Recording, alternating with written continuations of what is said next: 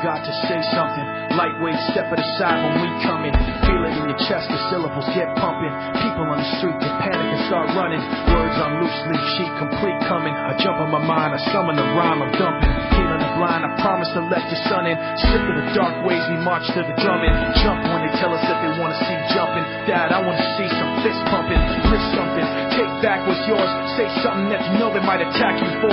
Cause I'm sick of being treated like I had before. Like a stupid standing for what I'm standing for. Like this war's really just a different brand. All right, welcome to Wide Awake Radio. I'm Charlie McGrath, your host. My website's wideawakenews.com. If you would like to join about nearly 80 other people who are in there right now, go to wideawakenews.com. Click on the Wide Awake Radio button, and it'll take you right into the chat room. It is the first show of 2011. And you know what? I was going to do a little market recap today because it was a sense of euphoria kicking off the new year. But I'm not going to because I pulled up another story as soon as I got home tonight.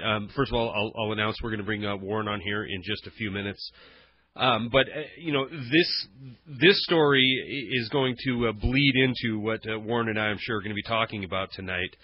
And it's the idea that Austin Goolsbee goes out yesterday. For those of you who don't know who he is the chairman of the White House Financial Council. He's out on all the Sunday talk shows yesterday speaking to the notion that Congress better mind its P's and Q's, basically, I'm paraphrasing, and not play games with our national debt. Now, we're sitting at about $13.9 trillion in national debt. We're going to bump into the $14.2 trillion limit early in the spring of this year, maybe even sooner than that. And Goolsbee, CFR darling that he is, he is on these Sunday talk shows spreading the news that, you know what, if we don't boost this limit, then we're going to have chaos in the economy. We're going to have destitution on the streets. It's going to derail any kind of recovery we might have. And he actually even said, and is quoted in this Fox article that I'll dump into the chat room, that if we don't pass an increase of our national debt limit, then we're going to see things far, far worse than anything we saw in 2008. Now, this cracks me up because, you know, I get labeled as a fearmonger. Our guest Warren gets labeled as a fearmonger. But the idea that we're spreading fear that could actually change anything is almost ridiculous at this point. At least after 2 years of trying, I see that change comes very, very slow. And if it's fear that we're selling, well, it's because the reality that we live in is a scary place created by people like Austin Goolsbee. You know, just like they did in 2008, they sold the bailouts on fear. A couple years later, they want to raise the debt limit so Congress can continue its out-of-control, law-based capitalism, and they want to raise the rates up so they can just charge the credit cards up even more. The thing about this is, not you in particular, listener, but we have been trained as a nation to actually sit back and think, you know what, we have to do this. We have to spend this money or we're going to go into great, deep depression. But if we ask for corporate taxes, then we're socialist. You know, that's not the American way. Corporate taxation is not the American way. So we're trained on both. We're voting against our own best interests in almost every single case. The best thing we could do is absolutely not add 1 cent to our national debt. Slash our government by 50% and start taking care of our own people first. And if you're listening to me in Canada or Great Britain or Ireland or Spain, the same thing goes for you guys. Your governments have started this open border free trade policy that is destroying your country and has been for the last 40 years. In 2004, it took an act of Congress for a bunch of elite banksters to repatriate $362 billion from the Cayman Islands and offshore accounts such as that. 2004, act of Congress. Instead of a 35% corporate rate, they were able to bring their money back in for about a 5.25% rate. That's billions of dollars that we, the people, didn't get back in 2004. They took their money, they invested it into stock. A lot of them own stock that they were investing in, pumping up the value of their stock and selling their options.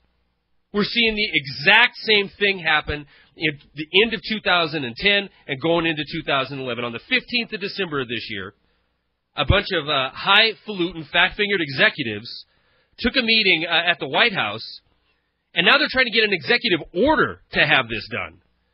Repatriate $1.9 trillion at the alleged 5.25% rate, which will screw the American taxpayer at a $665 billion. Now, depending on what team you vote for, what team you're running with, the red team or the blue team, if I'm saying this to you and you're a dyed-in-the-wool Republican, you're hearing communism come out of my mouth. You're hearing socialism come out of my mouth. We need these corporations to make all this money. Bull. These corporations aren't making this money. The corporations got all the money in 2004, and how many jobs were created out of that? Well, I can tell you 41,000 factories are no longer in this country that were here a decade ago. So these corporate breaks are really working out for us well. What's going to happen when this $1.9 trillion is repatriated? These criminal slicksters who put it offshore in the first place, so they won't have to pay tax on the first place, will take this 5% cut, 5% tax that you and I would go to prison for if we tried to pay. They'll pump it into the stock market, jack the value of their stocks through the roof, cash in their options, and make more money hand over fist. Laughing all the way because they know they put their burden onto you already, and now they're screwing it to the American people one more time. $665 billion of our dollars. When they jack this rate up to from $14.2 trillion to $16 trillion, that's your money that they're playing with. We need to get our money back. These corporations have run roughshod over this country and the rest of the free world for too long. This is why I come on and do these shows night after night. This is why I go on YouTube and make videos multiple times a week. It isn't to be a fearmonger. It's to point out reality. They're vampires sucking the life out of the free world. All right, let's get Warren on here before I blow a gasket and have a cardiac arrest. Warren, welcome to the show. Welcome to 2011, my friend. Yeah, and the first thing out of Europe is they're starting to steal people's pension funds, pension savings. So that's in Budapest and other places. These funds, pension funds, are run by the governments, and they're trusted to safeguard these funds. And since all of these countries are broke, guess what? They're going to confiscate the pension plans of the elderly. And if they're in private plans, they'll say, well, if you have a private plan, like a 401k, you have to give it up if you want to be part of Social Security. And that's what's going on in Europe at this moment, places like Hungary, Bulgaria. And it's going to be brought to our shores here in the U.S. because the politicians see the money and they see it's within their grasp. Republican or Democrat, they're going to steal it from you during this looting phase of this breakdown crisis. And the breakdown crisis doesn't care if you're a Republican or Democrat. It's going to steal and rob from you and destroy your prospects no matter what you think your political spectrum is. Yeah, I agree, Warren. And it's beyond frustrating when when I take comments I'm not even going to make this personal. When I see the masses, when I see them just, kind of hanging their head and saying there's nothing I can do about it and I don't want to hear the bad news, these guys all have it under control. Who's Austin Goolsbee? Who, he's one of the geniuses who got us here. I mean, to think for 1 second that our best interest can be served by going further and further into debt. Warren, I feel like I'm taking crazy pills, man. No, you're not. I mean, even the guy's name, Goolsbee. I mean, what is a ghoul? I mean, it's somebody that's undead. And that's exactly what these people are in Washington and in local government. And also, they're the same types of people that are in Europe. These are all ghouls, the folkloric monsters. They should be put into graveyards because they're going to consume your human flesh, just like a Goolsbee would in some graveyard. That's what a ghoul is good for, and that's what your government's good for. And right now we're in a situation where we're solutionless because there is no government that is in a functioning state worldwide. So people are saying, well, your solution is statist. Well, how much more statist do you want to be than in the United States, having 35,000 governments in place? And what does our free market look like with military projection around the world and 2 active wars on the great landmass in the middle of it, and wedged between Russia and China? What kind of free market is that? It isn't. It doesn't exist, Warren. We're going to get more into that on the other side of this break. We'll be right back with Warren Pollock and Charlie McGrath on Wide Awake Radio right after this.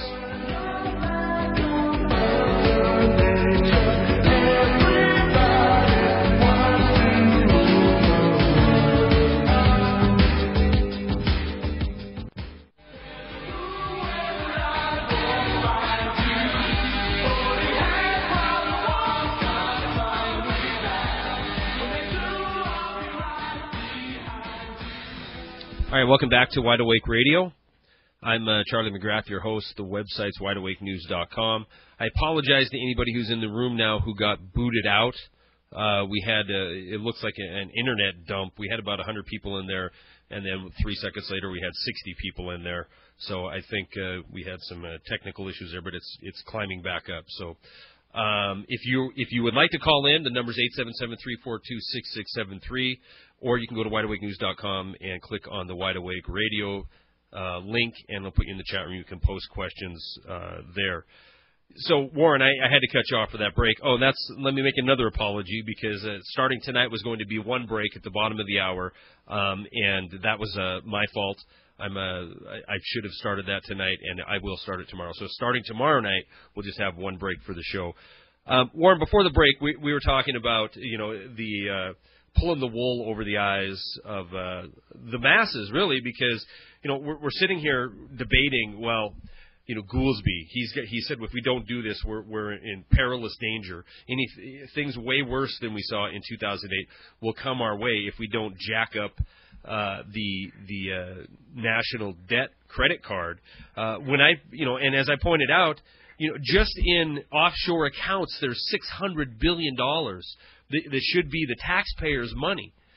But we don't think of it that way. We think of it as, we got to give these guys these breaks. When are we going to break the stranglehold of the idea, or at least the message, that Wall Street needs to be healthy before America is going to be healthy? Is it going to be when we're in ashes, and they've all fled to the United Arab Emirates? Ashes.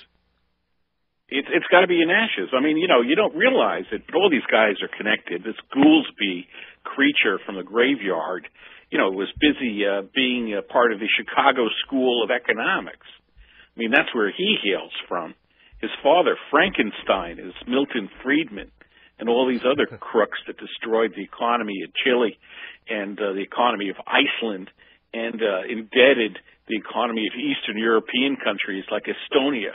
And he put the spike in the heart of England, having them strip themselves of all manufacturing and become this financial whorehouse of the United States.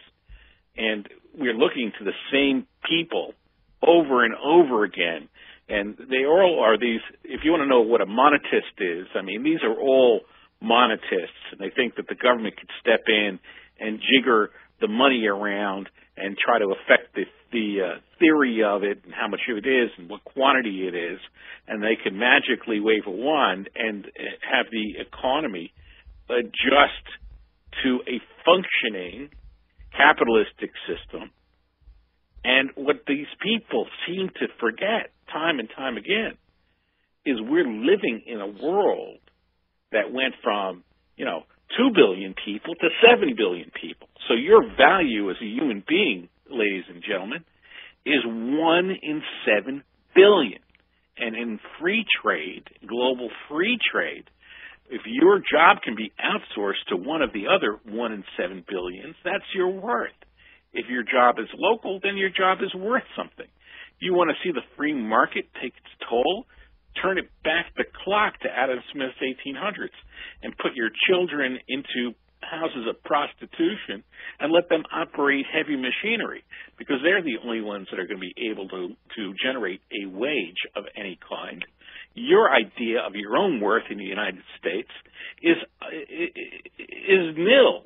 You may have high thoughts of what you're worth, but in the world where a lot of people are starving, there's nothing that differentiates you from someone else.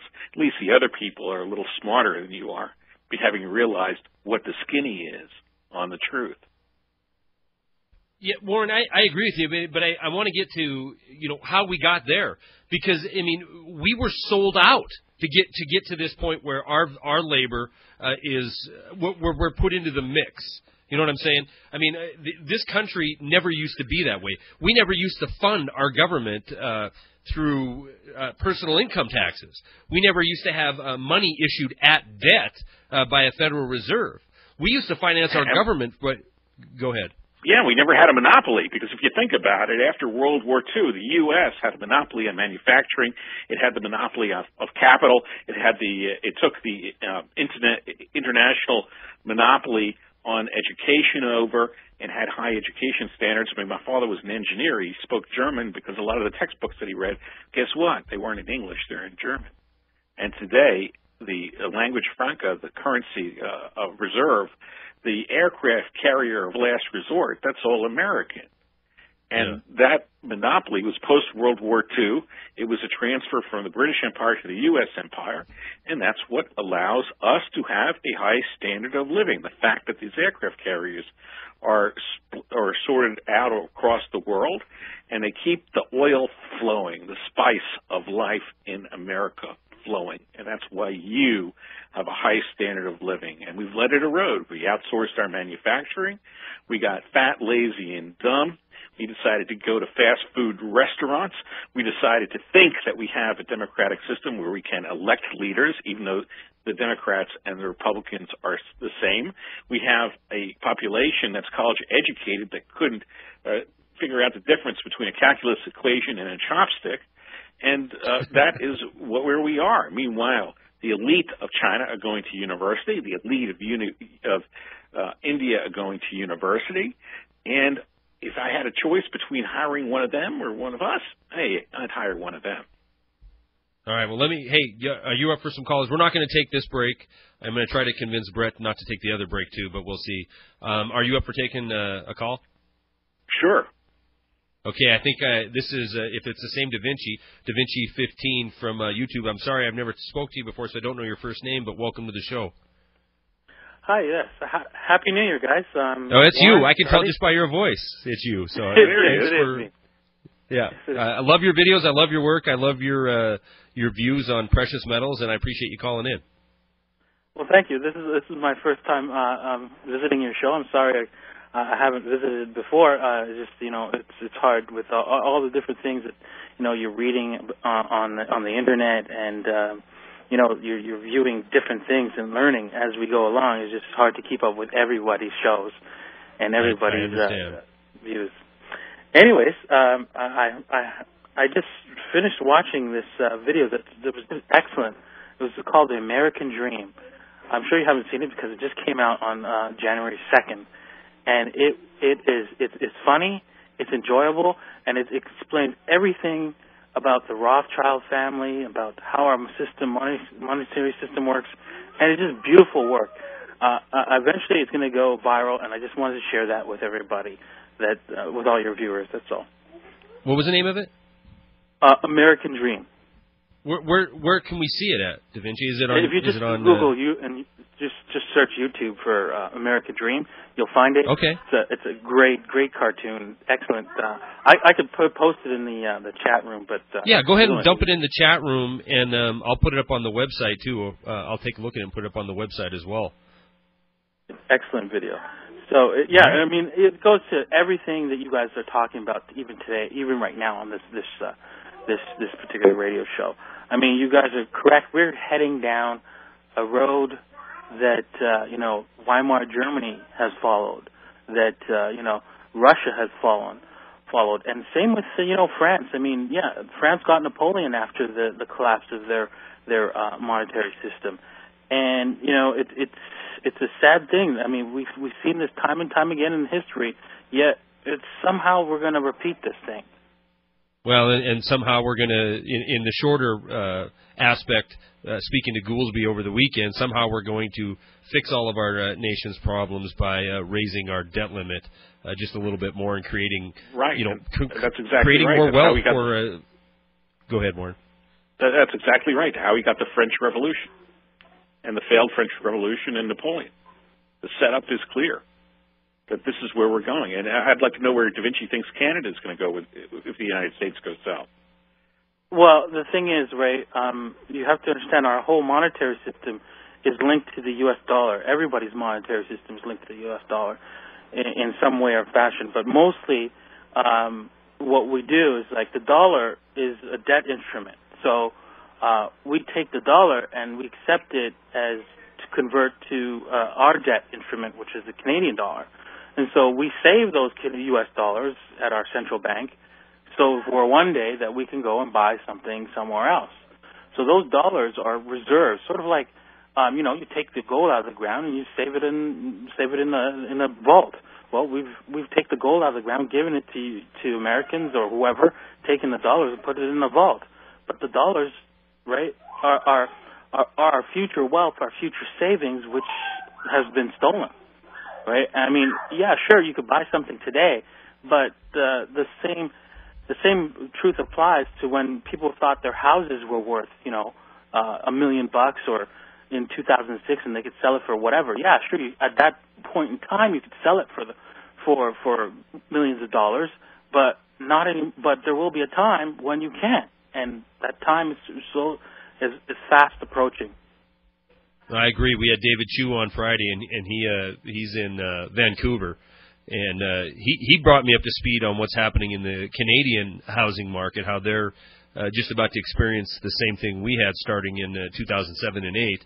But I didn't realize it was so bad in the western province of Canada, where the average home in Vancouver is priced at $1 million, and the average Canadian spending 70% of his before-tax income.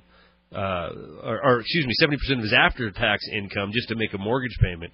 So I think you're right. I think you guys are next. I hate to say that, and maybe the pain will be less because there's only 30 million of you. But you're right. As long as you're tagged to the U.S. dollar, and we have guys like Goolsbee and Ben Bernanke deciding that what they need to do is create more fictitious money out of thin air and put more Americans and Canadians into debt. It's not going to end pretty. Having lived in and operated a business in Montreal, there is one thing which I think is different between Canada and the United States. And the competency of the Canadian government is a lot higher than the competency of the U.S. government in terms of handling natural disasters, in terms of how the country is organized in cities as opposed to being spread out in rural areas. And the people generally are higher educated and more patient than they would be in the U.S. I don't know what Da Vinci thinks of that. That's true to a point. However, here in Ontario, our debt is worse than California's debt. We just have a better PR machine, and we hide it a lot better.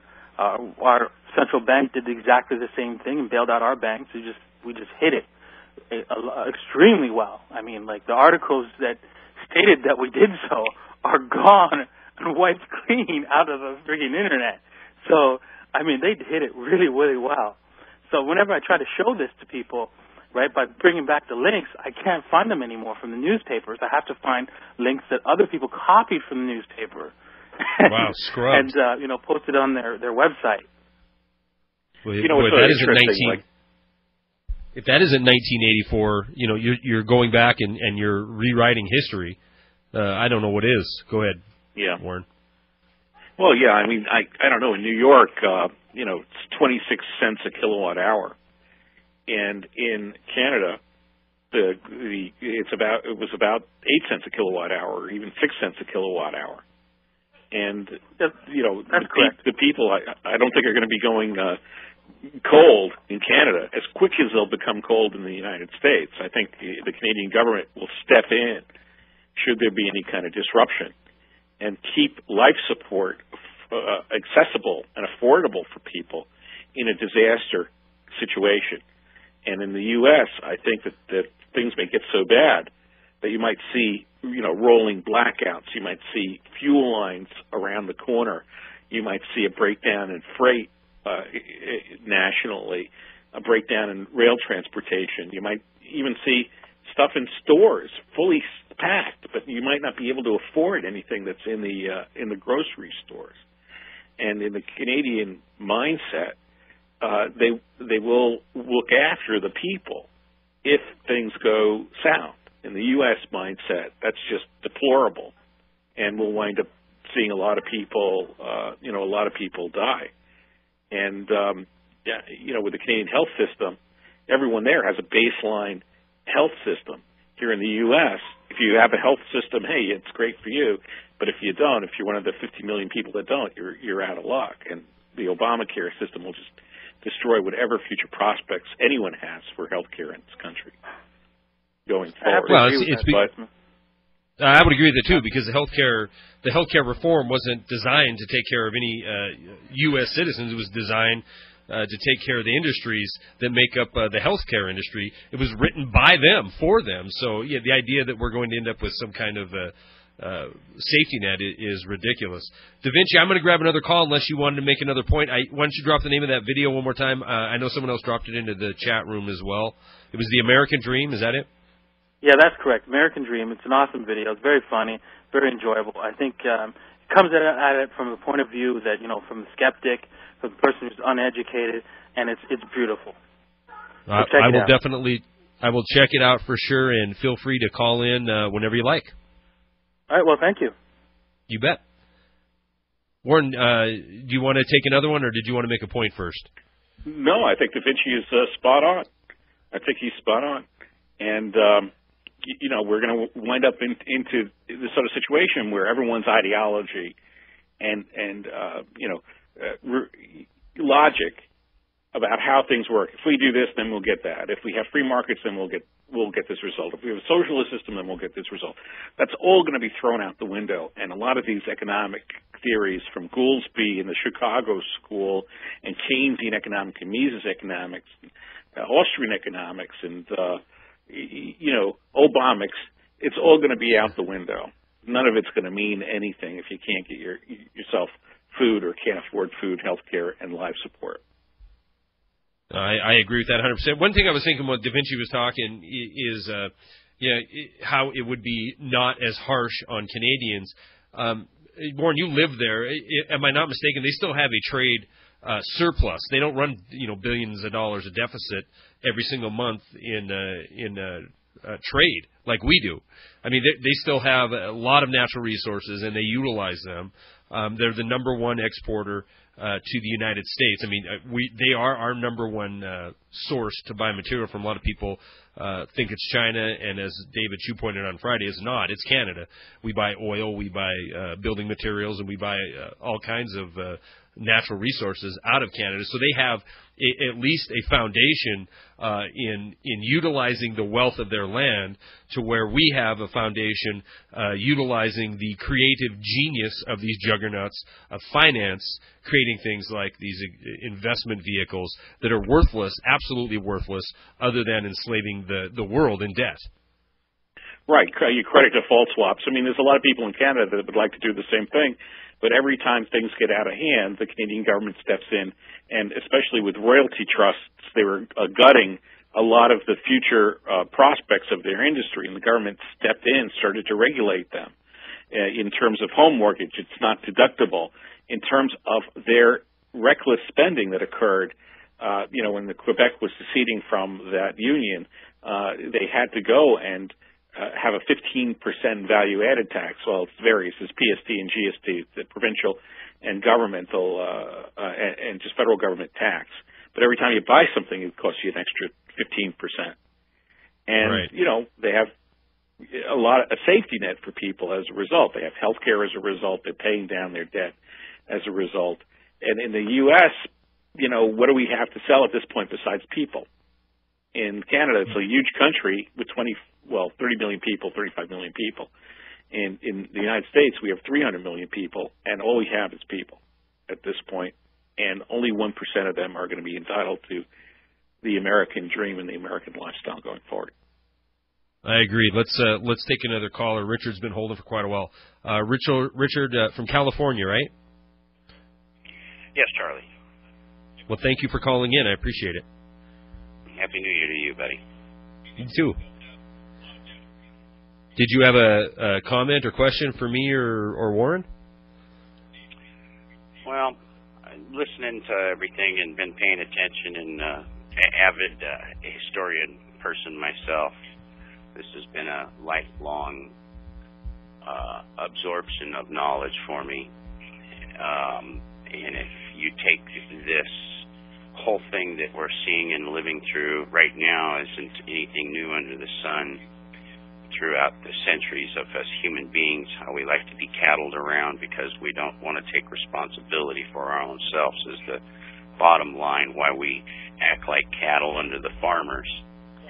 But the biggest thing in the last 50, 60, maybe 70 years with the industrial boom and technology that's going on has created a sense of if you look around the world since the end of the Second World War, we have allowed our military complex to gain control basically out of everything, which if you look at the end of the Second World War to today, everything is out of scare tactics for sense of security.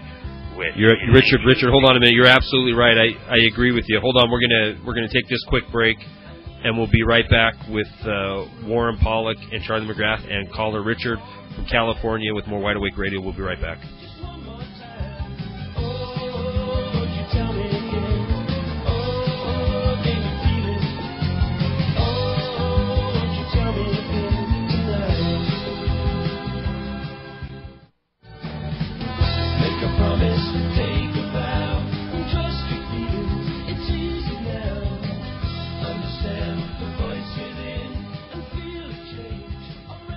All right, welcome back to Wide Awake Radio. I'm Charlie McGrath, your host. We have 100 people in the chat room. If you want to join in, you can go to wideawakenews.com, click on the Wide Awake Radio tab, and you'll be in the chat room.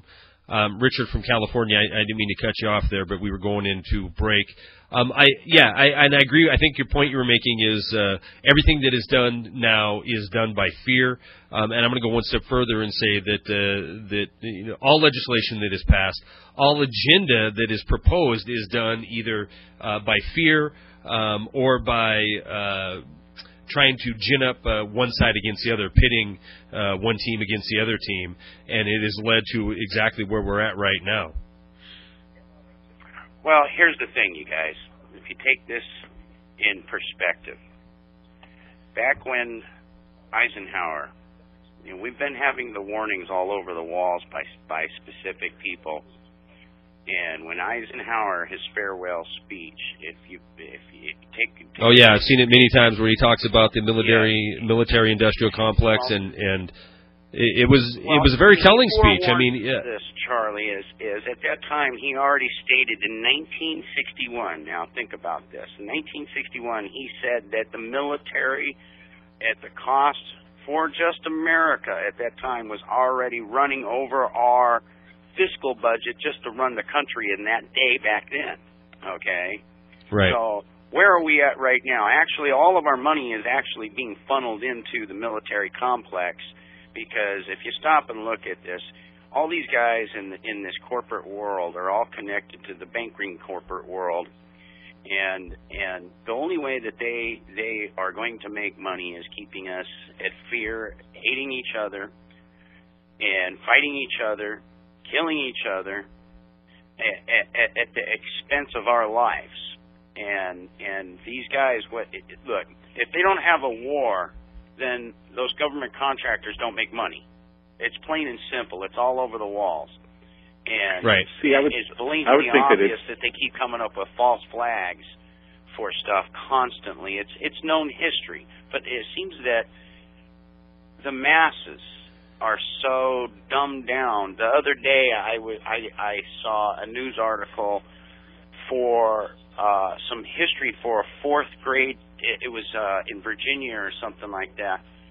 And these people wrote this book, and it was a kid's mother, which was actually a history professor that was helping her child do the homework and spotted the errors in the history books. And then they turn around and claim that that was a mistake, and the person that did the book was getting their information off of the internet. Yeah.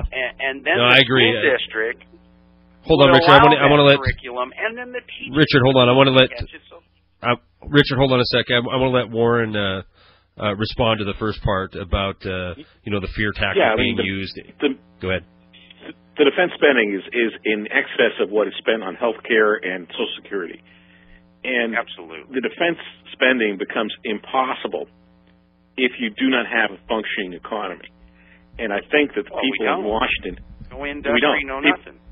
We're a service people in Washington society now. Excuse me. People in Washington realize that the game is up, that we don't have a functioning economy, and that we can't afford defense. So what they're doing is shifting into sort of this looting game, where they're going to divide and conquer. They're going to drum up instability, international instability, where homeland security is ever becoming more and more important as a precursor to the breakdown.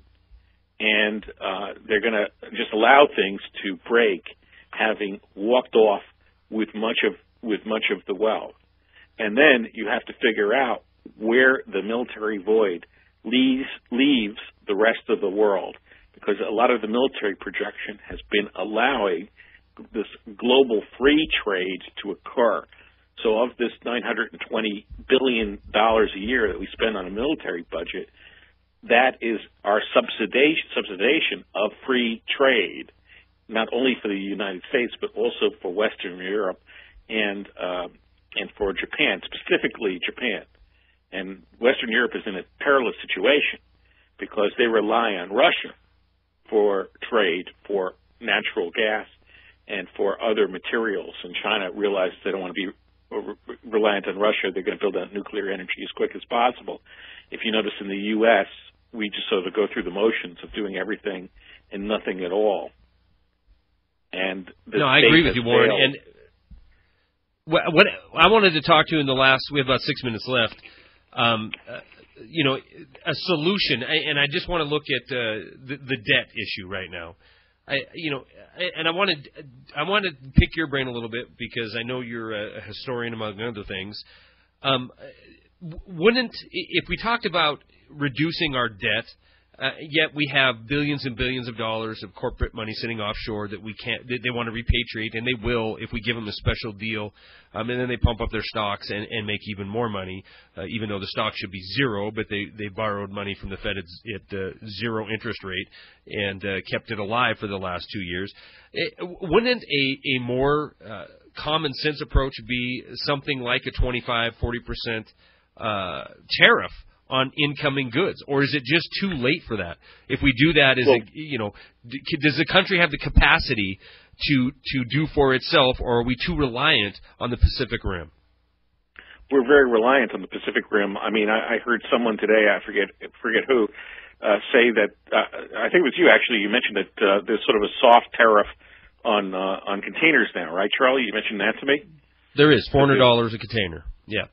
$400 a container, the fee that they just sort of implemented. And that would certainly help to start to turn things around. But the problem now is that any small event could break the system catastrophically. And, the 40% tariff should have been there in the first place to prevent all our jobs from outsourcing. We should have been compensating our economy for the amount of money that we put out for military defense, not only of the United States, but in the entire world's global free trade system. So with that, we've seen this in empires over and over again. You could see it in China. You could see it in Rome. There was a great expense to keeping the trade lanes open, and the empire can no longer afford that expense. So either it has to tax its extremities, or it loses its grip on the extremities, or it loses its grip on its own internal management. And we're seeing that now, and it's very late in the game to start to change things. I think integrity is the best way that we could change things and start to have people level with us in terms of where the economy is. And you'll find in economically that there's a lot of countries that need to reset. The Chinese yuan must get stronger, or we must have tariffs in its place. We have to see Europe's debt problems, the U.S. debt problems worked out, the bankrupt banks problems worked out, the real estate bubble worked out, and then as human beings in an economy with no foundation, that leaves 30, 40, and 50% of your people unemployed, which is why nobody is telling you the truth at the moment. Yes, I agree with that, Warren. Richard, I'm sorry. I didn't realize you were still there. I thought you hung up. Did you have another point you wanted to make before we let you go? Thank you for letting me talk with you guys, and Hey, no problem. I appreciate that very much. I appreciate your call. Thank you very much. Okay, so yeah, I mean that's what I was posing was, is it too late? So what? I mean, Warren, either way, this is coming to an end. I mean, am I wrong? Either way, we're not gonna blow up another bubble. I've had some people ask, what if this goes on for another 80 years? And some people that come on the show think that it can go on in perpetuity. Just keep, fixing and printing and papering over. But I mean, how on earth can it? How can it go on? Even another voting cycle. Well, people are pretty, when you do these videos, the people that view the videos, a good percentage of them are locked into the propaganda, and they don't know which way, frankly, is up. And even when I spoke to this guy last week that was 61 years old and has been out of work for 90 weeks and is taking part-time jobs in Lowe's, and he thinks he's going to lose that job, they don't connect the dots. There's no, connect the dots between this economy, our politicians, our system of doing things has run its course. People are now looting, and I have no future prospects going on. It's sort of the people are left in this delusion of dissonance where they don't understand that they have to be involved in demanding change. And that hasn't hit the shore here in the U.S. The younger people in Europe, well, it's hit them a little bit, but the young people in the U.S., a few of them are seeing it more than in the past. But nobody is organized, and the whole social marching society, band practice after the show, Warren? Yeah, the whole society is locked down. The information is locked down, and the organization of the information is locked down. I was teasing you. I said, do you have marching band practice after the program tonight? Well, yeah. I mean, that's what they're going to make me do. Run around the concentration camp 4 or 5 times, and they put me in jail because somebody listened. Well, in coming home and that conversation we had today, because I see the markets up to 100 points today. I see euphoria on all the mainstream media and all the business media anyway, and it's like we can let 3 or 4 days go by, drown our sorrows in whatever alcoholic beverage of choice, and then we're a clean slate to be lied to and manipulated again come Monday morning. And what better Monday morning than, the 3rd of January 2011. We'll start off with kicking up the stock market, putting feelers out there. 2 or 3 articles I read claim that Bernanke is going to back off quantitative easing earlier than thought. When in reality, we all know that isn't going to happen. We all know that it's a pump and dump scheme we see going on the Dow Jones right now. And quantitative easing, if it goes, look at the money they're dumping in now to try to keep interest rates down, and they can't do it. The idea that they're going to suddenly back off because we're in recovery is a blatant joke. And it's just the ebb and tide of this sort of deflation versus inflation that we're watching. It's just this ebb and tide. So the stock market in an instability could go up to 36,000. Right. But you won't be able to afford food. Good point. And if we let $1.9 billion be repatriated at 5%, then surely these people making all the money are going to turn around and dump it into the market so they can drive up their shares and then cash out or use their some of their bonus options that were given to them in lieu of pay during the 2008, 2009, 2010 crisis, and then they'll be able to cash in their stocks fictitiously, or maybe I should even say almost illegally pumped up by this negative tax rate they had to pay. I mean, it's a scam of and by and for the elite financial banksters running this country, Warren. I don't see how else to describe it. All right, Warren Pollock, thank you very much. I appreciate, as always, your Monday visits. Everybody, thank you for joining us tonight. Sorry for the problems in the chat room earlier. We did get it back over 100 for most of the show. Everybody stay tuned because Jeff Rintz is coming up next. Tomorrow night, Christopher Green is going to be joining us again, so I look forward to having him on. Again, please stay tuned because Jeff Rintz is coming up next. We'll see you tomorrow night. When the rich wage war, it's the poor who die. Meanwhile, the leader just talks away, stuttering and mumbling the nightly news never played. The rest of the world watching at the end of the day, both scared and angry, like, what did he say?